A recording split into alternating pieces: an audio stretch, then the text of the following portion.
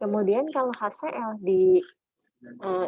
dicampurkan dengan Fe2O3, maka dia menjadi FeCl, cairan juga ditambahkan dengan 3H2O. Kira-kira itulah inti dari acidizing. Jadi acidizing adalah pekerjaan melarutkan scale. Tapi scale ada dua, scale yang larut di asam dan scale yang tidak larut di asam. Yang scale larut di asam, maka dia akan menjadi larut ya. Jadi batuan itu yang tadinya itu tersumbat, kemudian dia bisa larut karena diinjeksikan asam. Nah, dengan larutnya sumbatan atau scaling tersebut, maka porositas batuan menjadi terbuka kembali, permeabilitas menjadi besar lagi, dan produksi makin meningkat.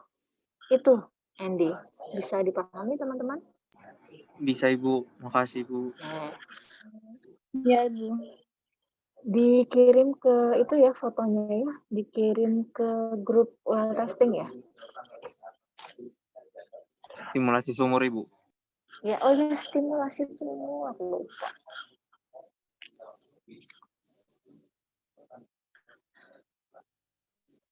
Feli, mau nanya Feli? Tidak, Bu. Kenapa? Masih bingung atau masih susah? Ila, kita mau tanya Ila. Oke, silakan. Siapa ini?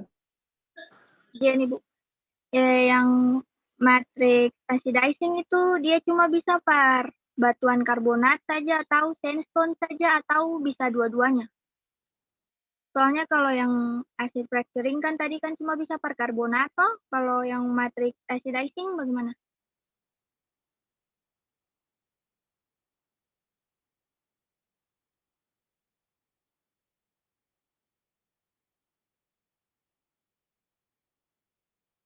Itu beda pertanyaan Ila.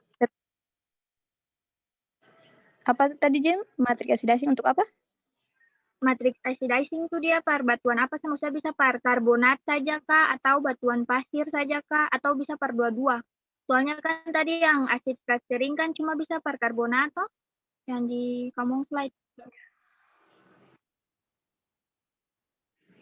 Ya Jen, sebentar. Di matriks acidizing itu bisa di batuan karbonat maupun sandstone dengan penggunaan jenis asam yang berbeda. Jadi jenis batuan itu beda-beda kampung asam gitu Jen. Jadi karbonat bisa, karbonat itu yang limestone dan dolomit dan sandstone lah bisa. Oke lah, thank you. Ya Jen. Oke, jawabannya adalah bisa di dua-duanya, bisa di jenis karbonat. Ya, karbonat kan bisa limestone, bisa gamping gitu ya. Ada juga untuk yang sandstone atau batuan pasir. Dua-duanya bisa. Tetapi yang lebih reaktif itu adalah karbonat gitu ya. Jadi kalau sandstone itu cenderung cocoknya itu ke fracturing gitu ya. Karena kalau fracturing kan cuma memecahkan. Tapi kalau di karbonat, kalau kita aplikasikan acidizing, dia tidak hanya melarutkan scale yang ada di pori, tapi dia bereaksi dengan batuannya gitu ya. Sehingga poetability yang tadinya suka minyak menjadi itu ya, minyaknya bisa terproduksi seperti itu. Jadi kalau di karbonat mudahnya tidak hanya melarutkan dari scale-nya, tapi juga dia bisa bereaksi dengan batuannya. Nanti ada gambarnya ya di slide saya. Gitu, Jan. Jadi bisa untuk dua-duanya, tapi kalau acidizing itu biasanya lebih condong ke atau lebih optimal di batuan karbonat seperti itu. Kalau fracturing lebih condong berhasil di batuan sandstone atau pasir. Kenapa? Karena kalau kita lakukan fracturing atau perekahan di batuan karbonat, maka dia cenderung rekahannya itu tidak bisa kedeteksi gitu ya. Karena tidak teratur kalau di lapisan atau batuan karbonat. Seperti itu, Jen.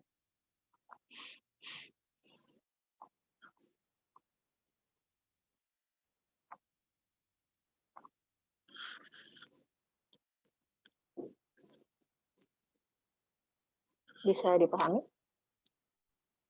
Bisa, Ibu. Oke. Coba ada semua nggak nih? Saya absen dulu. Israel ada? Israel? Ibu, Israel? dari tadi dia masuk keluar Ibu. Mungkin jaringan Ibu. Dari tadi saya Oh, oh ini sudah ada Ibu. oke. Israel ada? Yang nggak ada tuh siapa? Vincent? Vincent lampunya mati Ibu. Dia lagi keluar Vincent beli pulsa lampunya data. mati. Terus Muhammad Zulfakar saya hubungi belum? Bisa Ibu. Siapa? Muhammad Zulfakar Zul. Lagi kurang Oh, 3 oke. orang. Sama Sandy Zul dia ya? jatuh sama motor Ibu. Sakit Ibu, Sandy. Sandy sakit apa? Jatuh dari motor Ibu. Oh, tapi nggak apa-apa kan? Nggak parah. Iya Ibu. Katanya bikin demam karena ya. Itu kali bengkak ya? Iya Ibu, bengkaknya bikin Bengkak dia kali. agak demam Ibu. Tapi di daerah mana yang lukanya? Kurang tahu Ibu. Ini Biaya asidasi. Gitu ya. Jadi biaya kegiatan fracturing itu biayanya 3 kali lipat dibandingkan dengan asidasi.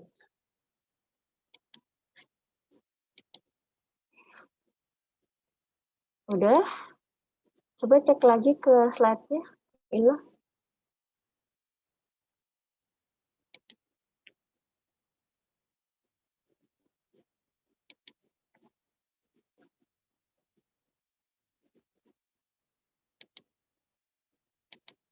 Oke.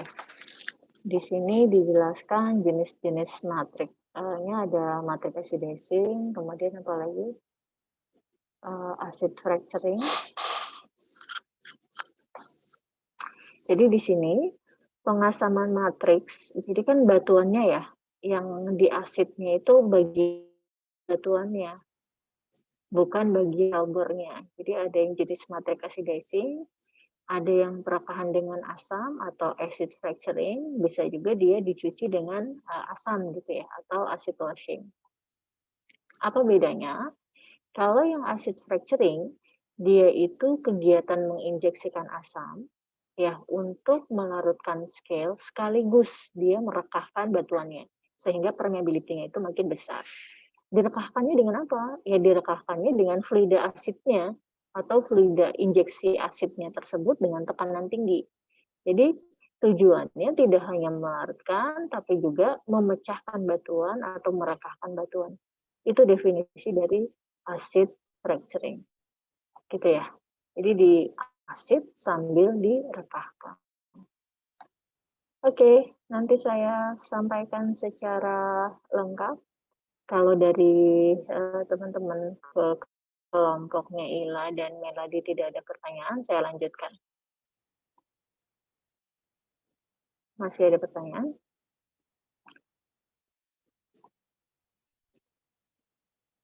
Oke, baik. Kalau nggak ada, saya lanjutkan ya. Terima kasih Ila dan Melody.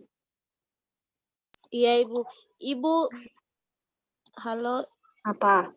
Ibu Iya, saya halo. baru mau foto angkatan muda Ibu baru bikin poster Ibu. Gereja punya Ibu. Oh gitu. Ya Ibu. Gimana? Mau minta izin per foto, ada mau foto angkatan muda Ibu per kegiatan Ibu per bikin poster, spanduk. Oh, oke. Jadi semuanya? bukan Ibu, saya Ella aja Ibu. Dia mau izin Ini gereja list punya Ibu. Zoom. Ella doang. Iya. Oke. Meeting Tapi kalau udah selesai boleh masuk lagi loh, Melody. Iya, Karena kita Ibu. kan sampai jam. Oke. Iya, Ibu. Silakan.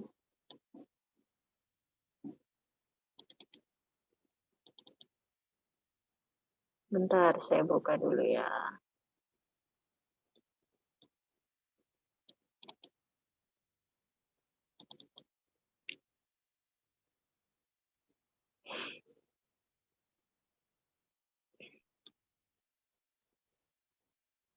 Oke, nanti kalian akan membedakan apa itu kegiatan stimulasi, apa itu kegiatan IOR ya. Kadang kan ada yang bertanya-tanya, Bu, apa bedanya stimulasi dengan IOR? Kalau stimulasi tidak hanya tahap tertiary recovery ya, tapi kalau stimulasi bisa jadi dia pada tahap awal gitu ya. Dari awal produksi pun dia langsung distimulasikan karena memang dia tidak bisa langsung mengalir gitu ya tahap awal. Atau dia bisa juga pada tahap secondary recovery. Oke, kita ulangi bahwa mengapa kita melakukan stimulasi biasanya ditandai dengan turunnya suatu produksi sumur gitu ya. Setelah kita melakukan screening, kita melakukan, kalau dokter itu melakukan observasi, kemudian verifikasi dari damage dan dianalisa, kemudian kita akan melakukan treatment metodenya seperti apa gitu ya. Treatment metodenya setelah itu kita ke stimulated goal dulu ya. Kita goalnya mau apa nih? Apakah hanya mau mengembalikan ke permeabilitas sebelumnya, ataukah permeabilitasnya mau dinaikkan atau ditambahkan? Setelah itu baru kita pilih treatment method dan treatment fluid yang jelas. Oke, kita ke acidizing. Nah, kita lihat di sini. Sudah terlihat belum slide-nya? Belum, Ibu. Belum ya? Belum, Ibu. Oke, sebentar. Sebentar. Oke. Sudah, Ibu. Oke, di sini ada yang namanya matrix treatment. Oke, di sini ada yang disebut sebagai matrix treatment. Bahasa Indonesianya adalah perbaikan dari matriks. Matriksnya disebut sebagai batuannya ya, bukan matriks di pelajaran matematika, tapi di sini matriks adalah batuan, gitu ya. Nah, misalkan suatu matriks batuan, kita lakukan treatment. Mengapa dilakukan treatment? Karena tadi produksinya turun. Salah satu penyebab terjadinya turunnya produksi adalah adanya scale yang menumpuk di pori atau pengotor batuan gitu ya. Nah, scale-scale-nya seperti ini. Kelihatan nggak scale-nya? Kelihatan. Iya, oke. Di sini damage-nya berupa scale, kemudian scale-nya itu menyumbat pori batuan.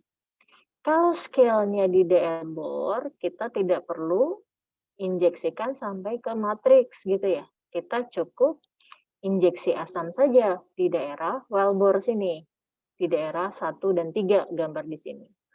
Nah, apa yang kita lakukan kalau di wellbore? Kita lakukan chemical treatment gitu ya. Bisa jadi sumbatan-sumbatan yang ada di wellbore itu contohnya adalah scale, kemudian adanya timbunan dari wax atau seperti lilin, kemudian ada parafinik gitu ya, jenis-jenis oil berat yang mengandung parafinik. Kemudian bisa jadi kita lakukan apa?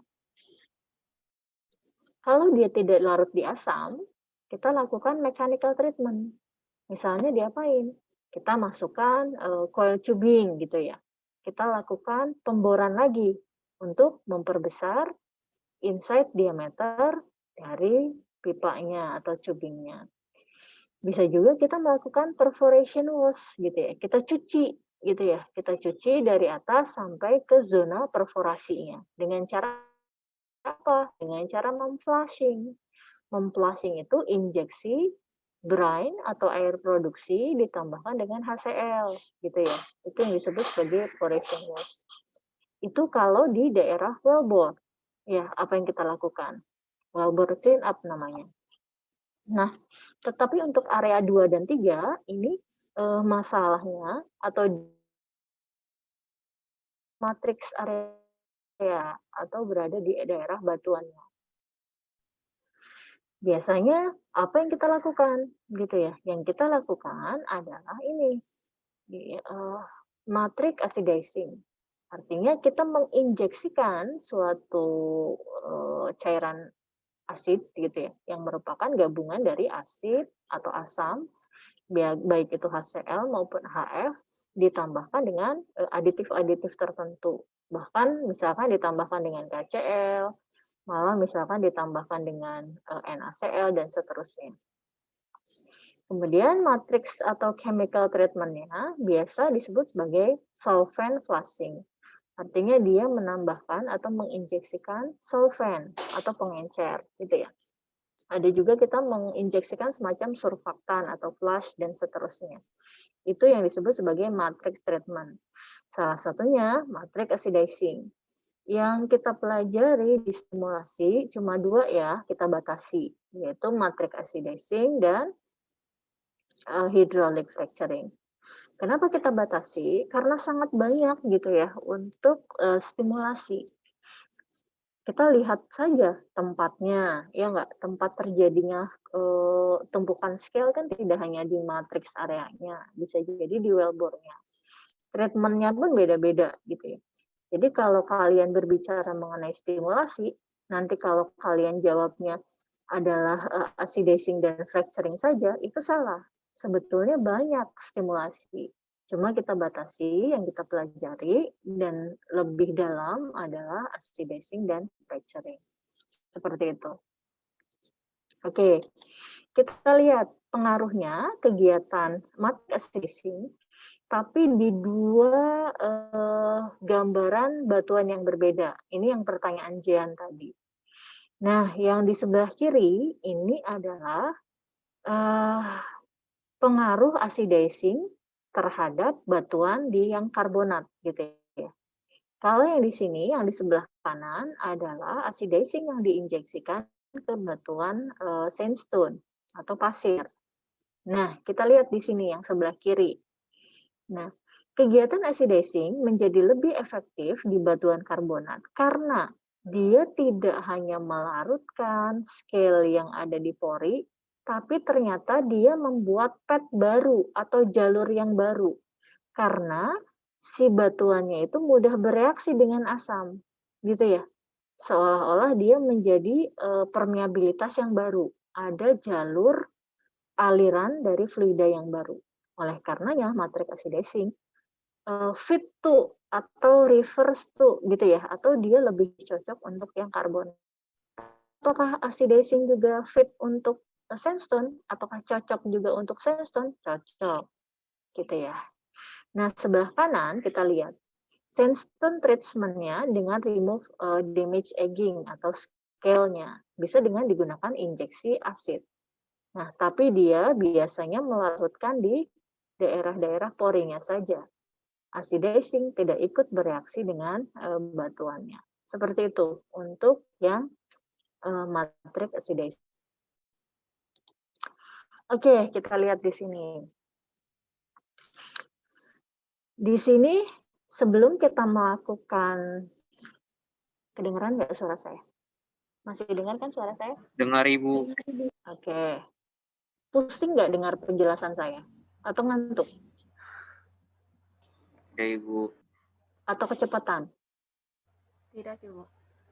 Atau Tidak, kurang Ibu. jelas? Karena ketutup itu masker ya? Kurang jelas apa gimana? Tidak, Ibu. Jelas, Ibu. Jelas ya? Jelas Ibu. Oke. Nah, coba saya buka maskernya ya. Oke. Baik, di sini saya jelaskan. Ini saya mikrofonnya rusak si PC-nya, jadi saya mikrofonnya by handphone. Oke. Jadi sebelum kita melakukan kegiatan acidizing maupun fracturing ya, kita itu biasanya melakukan tahapan pengujian sumur. Misalkan ya, sumur itu indikasinya adalah produksinya turun. Kita melakukan well testing dulu. sesuai yang kita pelajari kemarin ya. Ada yang menggunakan ekometer, ada yang menggunakan PBU, PDD, DST, dan seterusnya. Untuk memastikan kenapa sih si produksinya turun.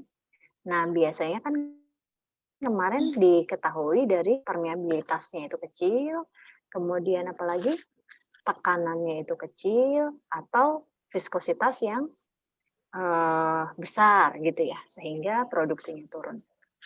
Atau juga kita lakukan pengujian peralatan gitu ya, level dari fluida. Bisa jadi pemasangan pompanya nggak tepat, kurang dalam, sehingga dia tidak mengangkat fluida dari bawah ke atas untuk sumur minyak. Seperti itu.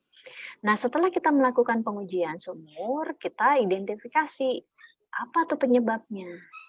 Ya, nah setelah kita ketahui bahwa misal ada satu kasus sumurnya itu permeabilitasnya kecil. Definisi permeabilitas kecil berapa sih? K-nya kurang dari 15 milidarsi. Itu yang disebut sebagai kecil. Ada juga literatur yang lain, K-nya itu kurang dari 10 milidarsi.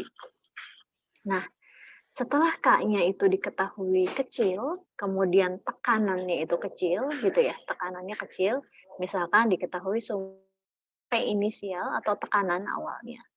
Kemudian misalkan tekanan awalnya itu 1.300. Lama-lama dia ngedrop tekanannya.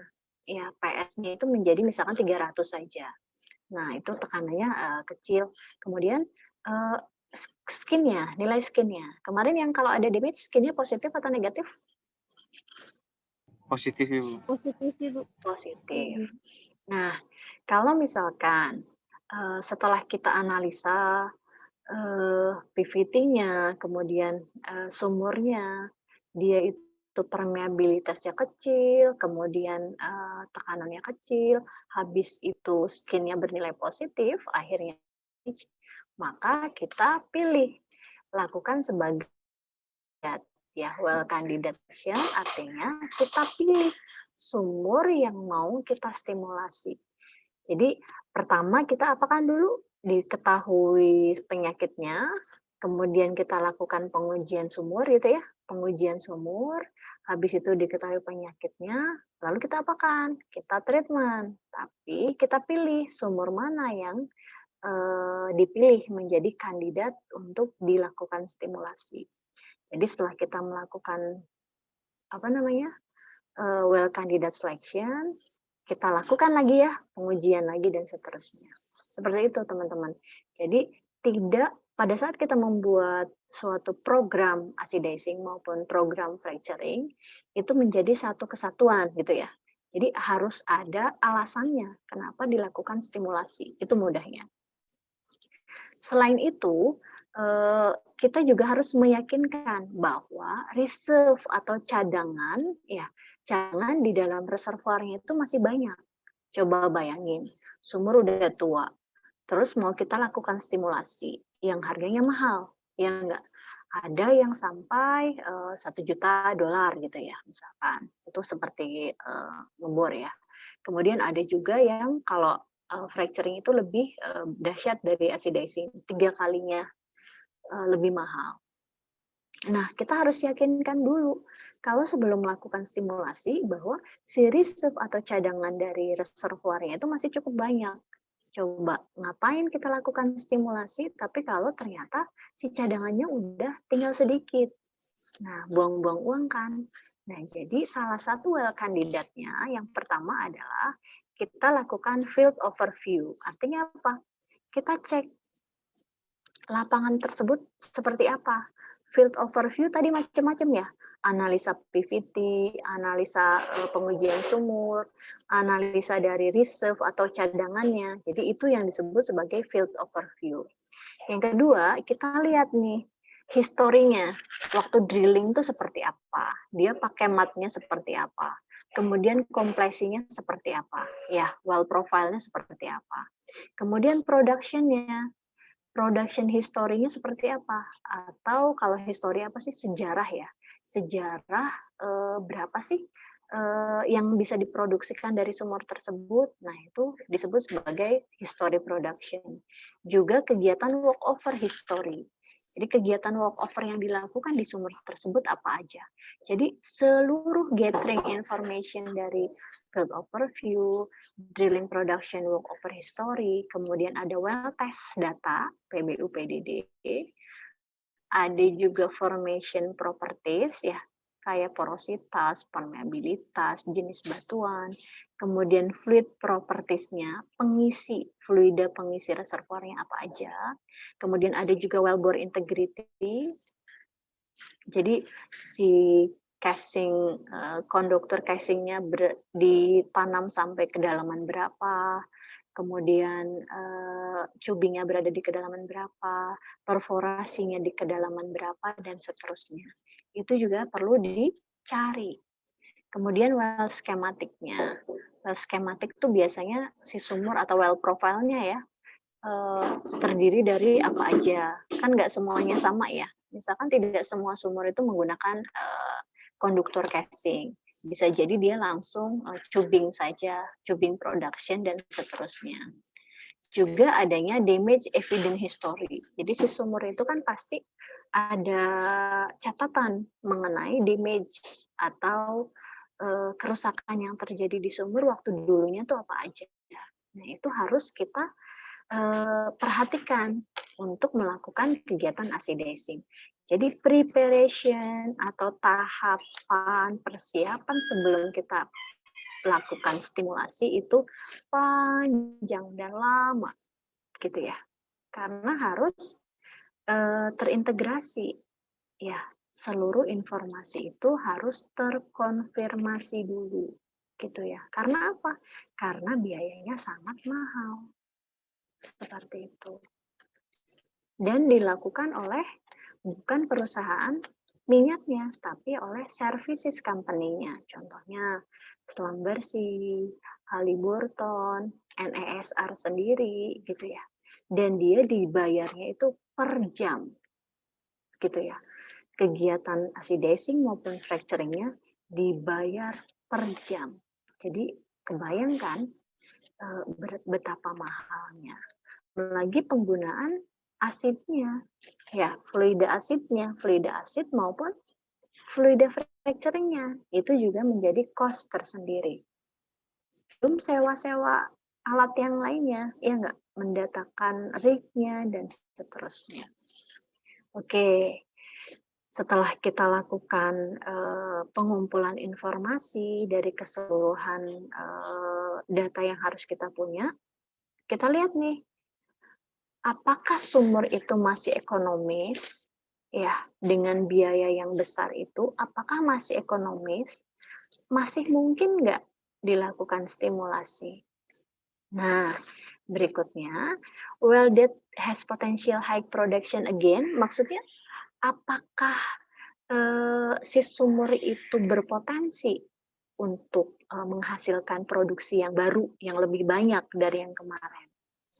Nah, itu juga menjadi pertanyaan. Kalau kita tahu ada data reserve, itu akan lebih baik, gitu ya. Akan yakin bahwa pertanyaan-pertanyaan yang di kotak hijau ini akan terjawab. Yang ketiga adalah, apakah kalau kita lakukan stimulasi acidizing maupun fracturing itu, resikonya rendah nggak? Nah, bisa jadi resikonya tinggi. Contohnya, acidizing itu nggak cocok gitu ya, kalau dia terlalu reaktif asamnya.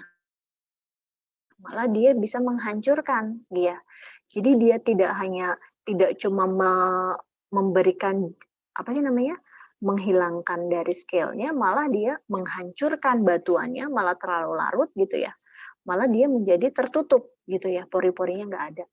Itu juga yang disebut sebagai high risk. Atau misalkan dia tekanannya terlalu tinggi atau terlalu dalam gitu ya. Kemudian banyak resiko-resiko yang lain. Bahkan kalau kita lakukan acidizing bisa jadi dia membuat damage tambahan gitu ya. Atau terjadi damage yang baru seperti itu. Itu cara seleksi dari well candidate atau seleksi dari sumur yang akan kita lakukan stimulasi. Bisa dimengerti? Bisa Ibu. Bisa Ibu. Iya, Bisa Bisa, Ibu. Ibu. panjang ya. Semoga nggak ngantuk ya. Iya, sayang aku nggak bisa nyanyi ya. Biar nggak ngantuk gimana nih? Oke, kita lanjut aja ya. Nah, kita lihat nih. Ceritanya itu kita has one well candidate. Kita mempunyai di box kuning ini mempunyai satu sumur yang kita pilih sebagai sumur yang akan distimulasi. Kita lihat tujuannya. Tadi ya, kita tahu kan tujuannya mau apa dulu. Apakah dia mau menaikkan produksi ataukah menaikkan produksinya dengan gain atau dengan perbedaan yang sangat besar ya. Misalkan tadinya 10 barrel menjadi tahap awal produksi awal dari sumur, waktu masih perawan itu sumurnya keluarnya 50 barrel misalkan. Kemudian lama-lama dia drop jadi 10 gitu ya. Tujuannya ada yang cuma mau mengembalikan dari 10 barrel ke 50 barrel, ada juga yang mau menaikkan dari 10 barrel menjadi 100 barrel. Nah, tergantung tujuannya nih. Apakah mau need to achieve production, jadi untuk menaikkan production yang lebih tinggi, yang ini sebelah sini, kelihatan kursor saya ya.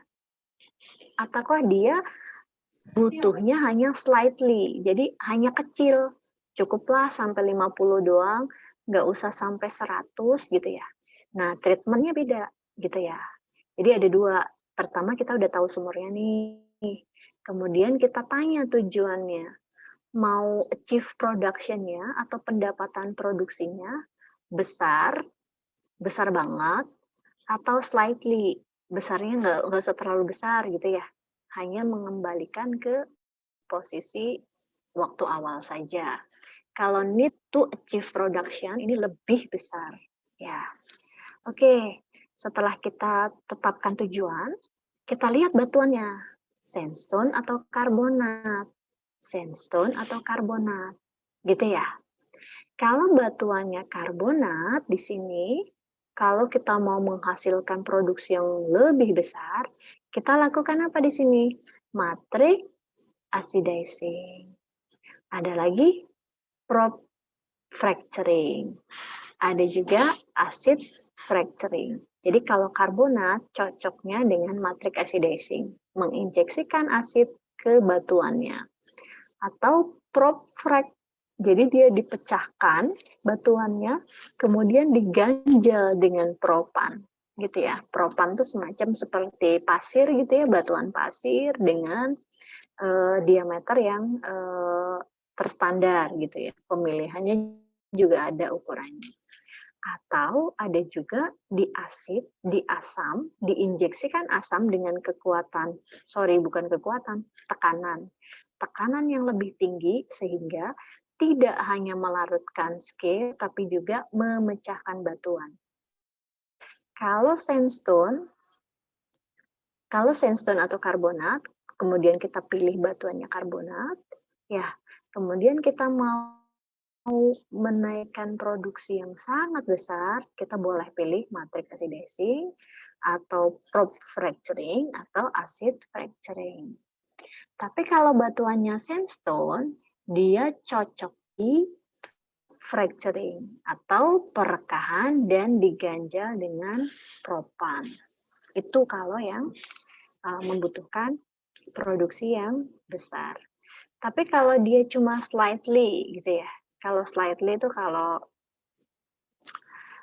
kita oles roti kemudian slightly aja deh. Jadi tipis-tipis gitu ya. Jadi naik produksinya tuh tipis-tipis aja gitu ya. Atau belajar tipis gitu. Kalau kalian belajar tipis tuh kayak gimana sih? Kayak lihat webinar, itu kan belajar tipis ya. Kalau pacaran tipis gimana pacaran tipis? Kalau pacaran tipis gimana, Dep? Debbie. Cuma pegangan tangan gitu ya, Dep? Itu pacaran tipis ya. Kalau pacaran dalam gimana? Oke. Jadi ini slightly achieve production itu tipis aja ya. Ya, produksinya. Kita lihat kalau sandstone diapain? Dia bisa matrix treatment to remove damage. Artinya dia bisa hanya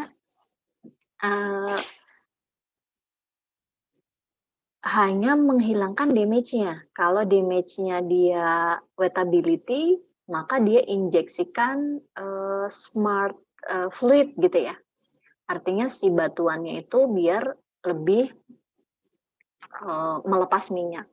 Ada juga yang karbonat. Oke, kita ngomongin acidizing ya. Kita yang karbonat, kalau batuannya karbonat, kita bisa melakukan matrix treatment untuk melepas dari damage. Di sini contohnya scale ya.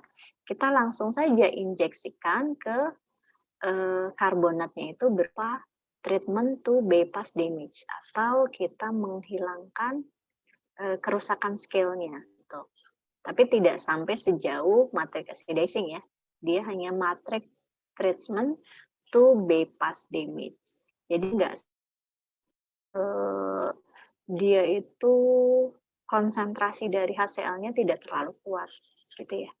Atau bisa jadi dia semacam injeksi chemical yang rutin saja gitu ya, agar si wellbore-nya maupun si lubang bornya itu bersih. Jadi tujuannya hanya membersihkan dari scale saja. Jadi beda ya. Kalau matrix acidizing itu dia plus injeksi dan seterusnya. Gitu kira-kira Deb. Are you okay Deb? Ngerti enggak Je? Saya panjang lebar, nggak jelas lagi ya. Gimana Deb? Pacarnya gimana Deb? Ya Ibu. Masih pacar yang dulu atau udah rubah lagi Deb? Lagi Ibu.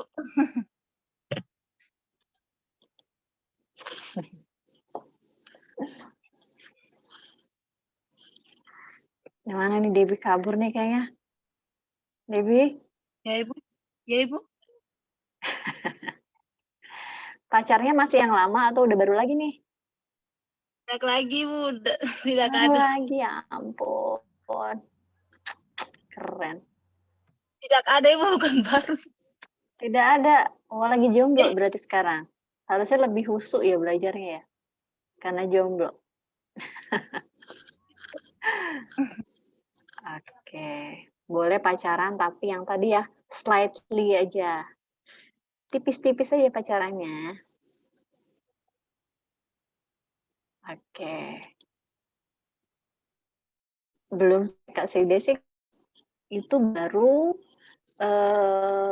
pengantar dari identification, well analysis, well candidate, kemudian bagaimana membuat konsep yang pas gitu ya dalam penentuan stimulasi. Dilihat dari dilihat dari goal, apa sih goal itu tujuan, dilihat dari batuan, kemudian dilihat dari kegiatan stimulasinya.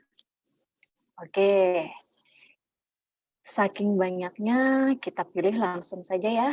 Kita langsung ke matrix acidizing.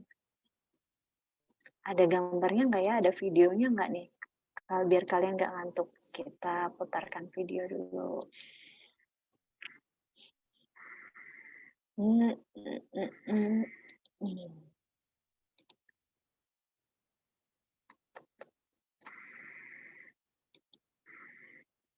Oke, mana dia matrix acidizing? Sudah kelihatan belum ya?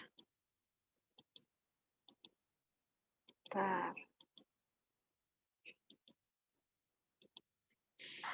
Kurang bagus, bentar saya cari video yang bagus.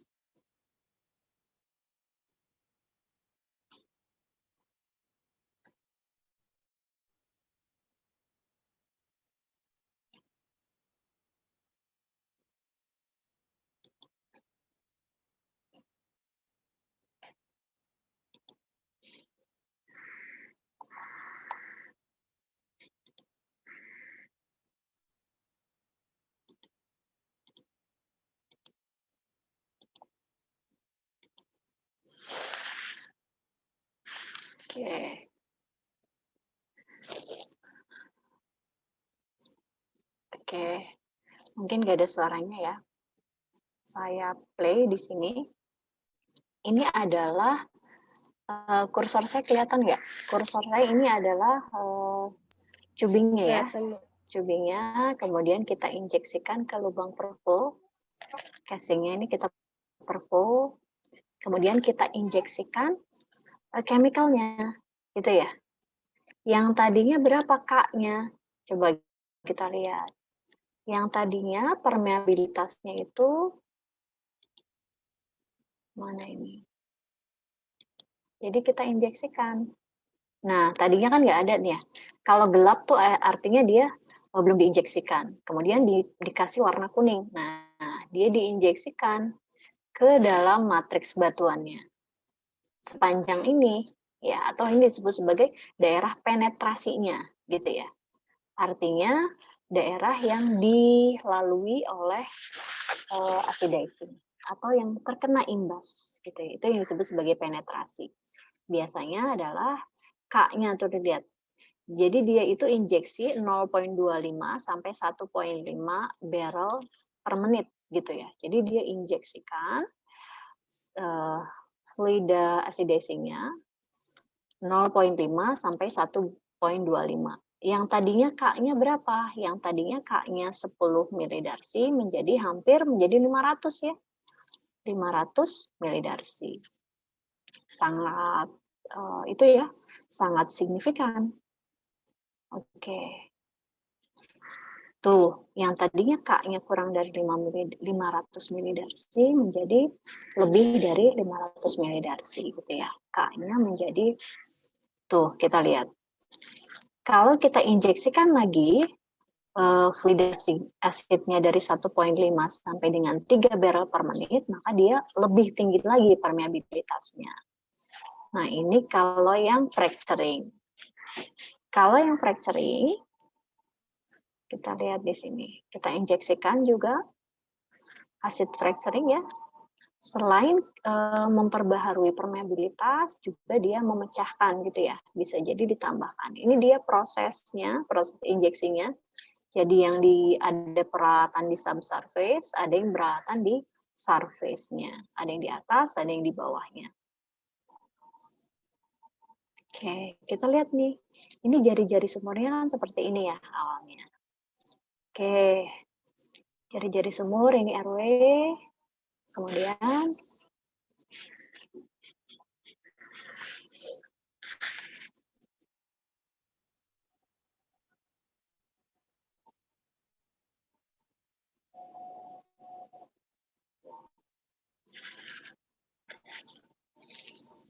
oke. Ini daerah penetrasinya nih. Yang tadinya RW-nya cuma segini, ya enggak? Kemudian menjadi seperti ini. Ditambahkan dengan 6 inch, ya enggak? Karena dia jari-jari pengurasan dari minyaknya itu lebih banyak. Kita lihat rumus rate-nya kan 7,08 kH gitu ya. 7,08 kH.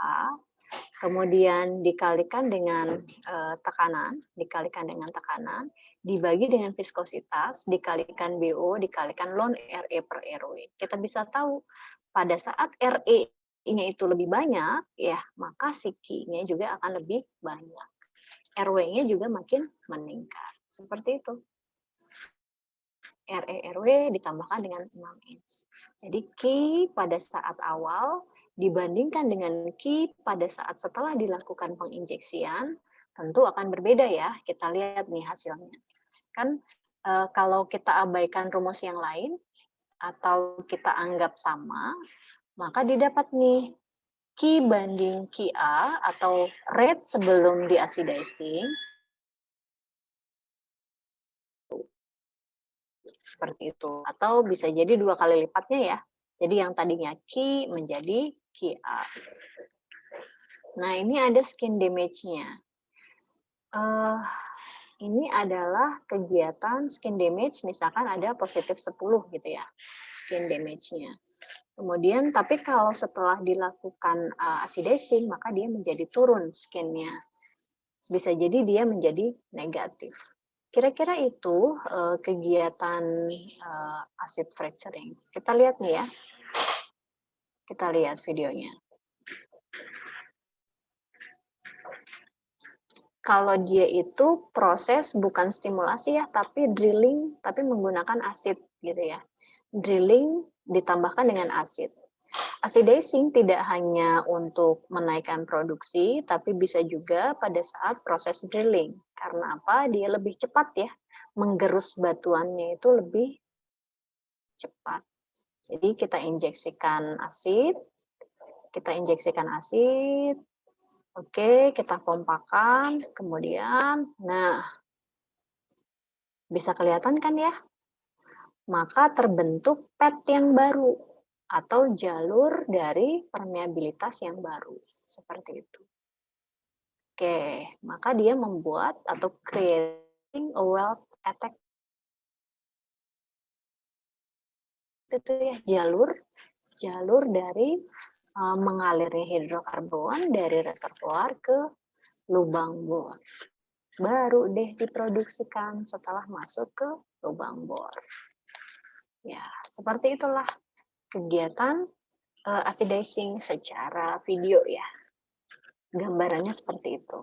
Nah, terbentuk kan jalur-jalur pad yang baru, permeabilitasnya jauh lebih besar. Kalau permeabilitasnya besar, maka Q-nya makin besar. Seperti itu. Q-nya makin besar, maka dia masuk ke terproduksikannya lebih cepat. Seperti itu. Ya, kita stop dulu. Oke. Kita kembali ke slide. Halo Vincent, sudah masuk? Sudah beli paket datanya? Sudah, Ibu. Kalian dapat beasiswa untuk beli paketnya nggak sih? Jangan dapat paket, Ibu. Dapat paket atau cuma beasiswa doang? Cuma uang beasiswa aja? Uang beasiswa Atau aja. dapat uang paketnya juga? Uang saja. Oh, uang beasiswa doang ya? Oke. Iya sih ya, lumayan juga ya. Kalian mungkin coba pasang IndiHome ya, itu lebih murah. Di sana ada IndiHome nggak sih kalau di Ambon? Iya, pakai, Ibu. Kalian pakai apa? IndiHome ya? Iya, IndiHome, Ibu. Iya. Jadi kalau paket data itu mahal ya. Misalkan satu kali kuliah aja kalian berapa gigabyte gitu ya. Dulu saya pakai Telkomsel itu sebulan bisa 400.000 untuk sayanya aja. Belum keluarga, ya enggak? Tapi kalau IndiHome jadi satu. Gitu. Kalau di kantor nebeng gitu ya. Gratisan. Oke, kita lanjutkan. Suara saya agak pelan, ini saya malu di ruangan banyak orang. Oke, suaranya nggak terlalu pelan kan kalau di sana kedengaran? Dengar Ibu. Iya, Ibu. Kedengaran. Oke, sebelum saya lanjutkan, ada yang mau ditanyakan dari sini? Ibu, saya mau... Kita belum sampai ke matriks acidizing-nya ya, baru tahap well kandidatnya.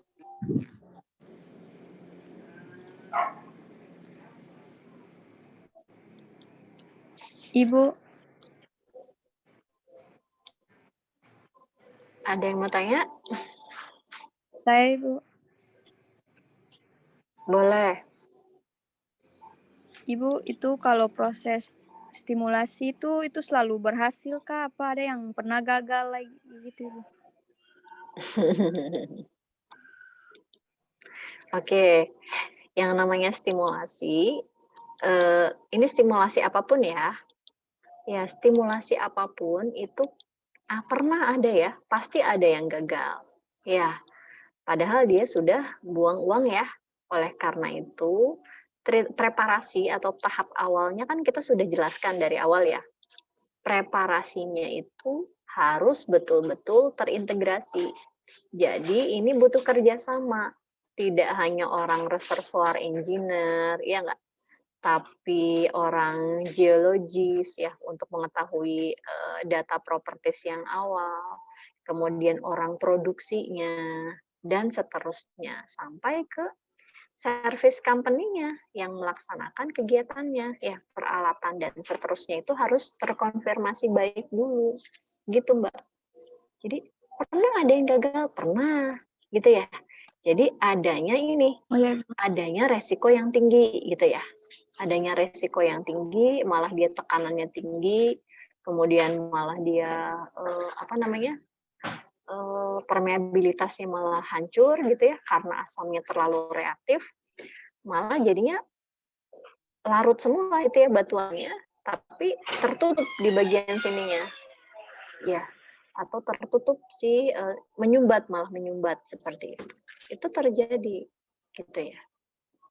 Ada juga yang pada saat dilakukan stimulasi, misalkan ya stimulasi panas gitu ya, karena lapisan yang ditujunya itu terlalu tipis, panasnya yang harusnya memanaskan minyak, dia malah lari gitu ya, lari ke reservoir yang lain.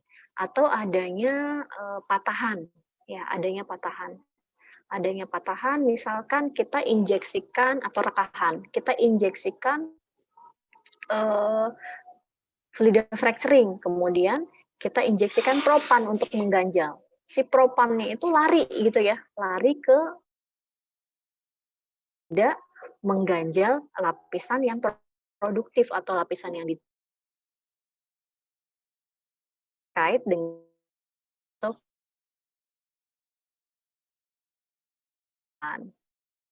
dan ada tiba tinggi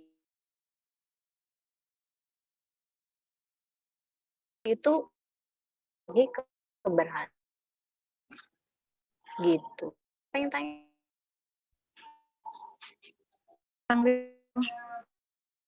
iya, mungkin di kegagalan pada saat kita lakukan stimulasi, malah terjadi damage yang baru gitu ya. Tadinya mau nutup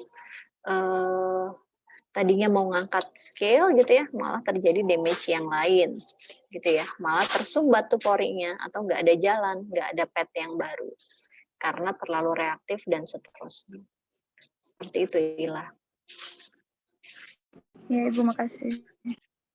Oke. Kita baru sampai well candidate selection, kemudian kita lakukan, misalkan kita mau melakukan pumping treatment design ya. Oke, jadi ini nih tadi formation information-nya ya, informasi dari formasinya kita bisa ambil dari rock analysis atau coring ya, coring analysis, core analysis. Ada juga yang solubility test. Jadi kita lakukan ya pengujian si asam dengan si larutan atau fluida di dalam reservoir. Juga kita lakukan solubility test antara acidizing dengan batuannya. Kemudian compatibility test dan seterusnya. Jadi kita lakukan skala laboratorium dulu sebelum kita uji dengan skala lapangan.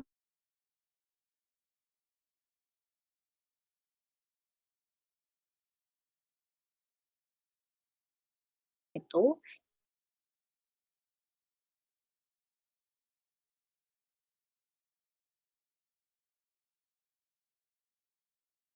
dan core yang lebih kecil. Reservoir yang kecil itu bentuknya seperti core yang pernah saya sampaikan itu ya, batuan yang 1 inch atau ada yang 2,5 inch. Kemudian kita lakukan injeksi asidnya, kemudian kita cek di laboratorium. Kalau berhasil, maka baru kita lakukan kegiatan acidizing skala lapangan. Seperti itu. Jadi tidak langsung diaplikasikan di sumuran atau di lapangan, tapi kita lakukan di laboratory test dulu ya, untuk mengkonfirmasi apakah damage yang akan kita treatment itu hilang gitu ya. Jadi kita lakukan di skala laboratorium. Nah, kemudian ada komposisi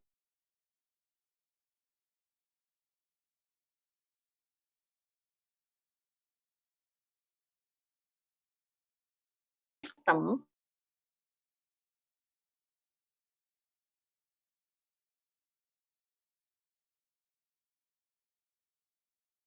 komponen, ya nggak? Baik itu asamnya sendiri, ada aditif yang lain, ada yang tujuannya agar si asidnya itu pH-nya tetap gitu ya, ada yang biar itu larut, ada yang dia itu viskositasnya baik. Jadi banyak aditif-aditifnya itu diinjeksikan atau ditambahkan agar membuat fluida sistemnya itu baik. Jadi kita pilih fluida sistem yang baik seperti itu ya. Bu guru ngomong apa sih gitu ya? Aku juga bingung ngomong apa. Gitu ya. Jadi kalian harus baca dulu ya untuk yang fluid sistemnya. Tadi Ila itu baru menjelaskan jenis-jenis acidizing, kemudian definisinya gitu ya. Kemudian kalau yang kelompok berikutnya ngejelasin tentang apa? Masih acidizing juga kan? Ngejelasin tentang apa Propan, kelompok Bu. berikutnya? Propan nih, Bu.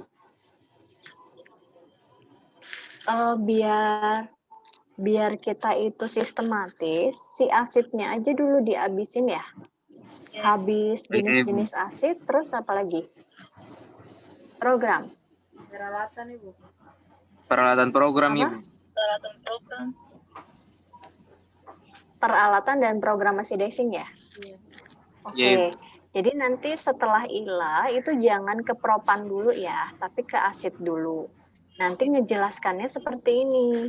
Nih, saya lihat ya.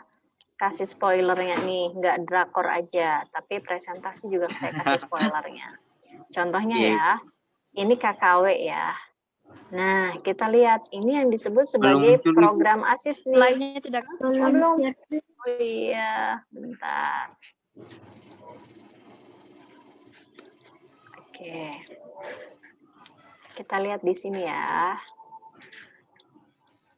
Nah, ini contohnya adalah skripsi atau KKW ya.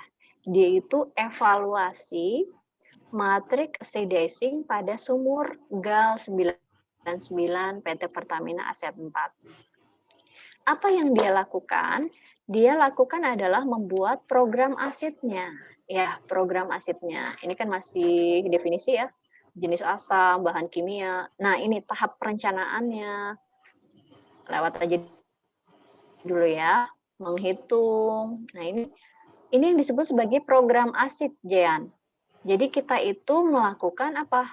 Tahap perencanaan, kemudian bagaimana kita menghitung dari volume asam yang dibutuhkan, kemudian bagaimana kira-kira forecasting dari IPR-nya. Jadi kalau kita melakukan acidizing, kira-kira nanti IPR-nya berubah seperti apa. Oke, agak susah ya. Nah, ini yang disebut sebagai program asid. Jadi kita ketahui dulu nih data sumurnya. Yang tadi ya, integration informasi, ini mineraloginya batuannya limestone, porositasnya sekian, bla bla bla lah ini ya, data PVT sumurnya dan seterusnya. Nah, kemudian ini contohnya kan desain acidizing tapi yang acid fracturing ya. Menghitung tekanan reka formasinya. Jadi kita injeksikan suatu fluida asidnya itu jangan sampai lebih dari 4.800 psi. Kalau enggak, nanti bisa hancur batuannya. Nah, ini yang disebut sebagai program asid. Menghitung laju injeksi asam. Kemudian ini tekanan injeksi asamnya. Kemudian menghitung hidrostatik pressure drop-nya. Ini yang disebut sebagai program asidnya. Nah, setelah itu kita lihat nih, ada yang bagian mixing chemical-nya. Nanti untuk injeksi chemical-nya atau acidizing-nya ada 3 tahap nih. Ada yang pre-flush, ada yang main acid itu utamanya, kemudian ada yang overflush. Ini kegiatan terakhir. Pre-flush sebelum melakukan injeksi asam, kita bersihkan dulu well bore-nya. Dengan menginjeksikan apa? Atau memflushing apa? Fresh water ditambahkan dengan KCl. Sementara fluida asid yang utamanya itu terdiri dari fresh water. Ya, itu sebagai medianya. Corrosion inhibitor. Jadi sambil diinjeksikan, kan kalau asam itu sifatnya korosif. Iya nggak? Dia bisa merusak peralatan subsurface. Bayangin ya, asam kemudian ketemu metal, ketemu logam. Maka si logamnya itu lama-lama jadi apa? Karat rapuh. Malah muncul damage yang baru kan. Oleh karenanya di dalam mixing chemicalnya ditambahkan aditif corrosion inhibitor. Gitu ya. Ada juga yang ditambahkan non-emulsifier agar tidak terbentuk emulsi antara asam dengan minyak. Gitu ya. Ditambahkan surfaktan yang sifatnya seperti sabun atau mencuci dari minyak-minyak yang ada di pori-pori batuan. Ditambahkan iron, ya iron atau Fe biar memanaskan gitu ya. Ada efek panasnya sehingga si minyak itu menjadi apa? Menjadi mudah mengalir. Nah, ini dia HCl-nya yang menjadi pemeran utamanya. Kita lihat berapa dia? 434 gallon, ya enggak? Atau sebanyak 1461 apa ini? Galon. Inilah yang disebut sebagai program asid. Gitu ya. Jadi kita baru ngomongin well candidate selection, kemudian definisi dari matrix acidizing. Nanti yang ke depan adalah program asid dan peralatannya, ya. Nah, ini prosedurnya. Ada peralatannya nggak ya di sini? Oh, belum ada. Jadi nanti peralatannya apa saja untuk kegiatan acidizing? Kan yang pasti ada mixingnya, ya nggak? Mixing unit, pumping unit, atau untuk menginjeksikan fluida asidnya kan butuh pompa ya, dan seterusnya. Gitu teman-teman, bisa dipahami? Bisa, Ibu. Ya, Ibu. Iya, nanti saya berikan PPT biar kalian lebih paham. Oke, jangan lupa belajar lagi ya. Nanti saya kasih bukunya Ekonomi Des maupun buku bahasa Indonesianya. Saya kira hari ini cukup di sini dulu ya, Andy. Iya, Ibu. Oke, kita foto dulu ya. Foto. Buka dulu mukanya. Oke. Ngantuk nggak? Tidak, Ibu. Ngantuk, Des. Des tolong screenshot. Oke. Oh, ada yang iseng ada. Oke, Ona, buka Ona. Oke. Terima kasih ya untuk hari ini. Foto dulu. 1, 2, 3. Cekrek. Oke.